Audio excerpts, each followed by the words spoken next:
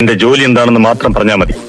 അതെത്ര വിഷം പിടിച്ചതാണെങ്കിലും ഒറ്റയ്ക്ക് ചെയ്യാനുള്ള തന്റെ ഇടം എനിക്കുണ്ട്. ഇന്ന് രാത്രി കായൽക്കരയിലുള്ള മുളമ്പാലത്തിനടുത്ത് ഒരു ബോട്ട് വന്ന് നിൽക്കും. ഇതിന്റെ പകുതി ബോട്ടിൽ വന്നിറങ്ങിയ ആളുടെ കൈവശം കാണും.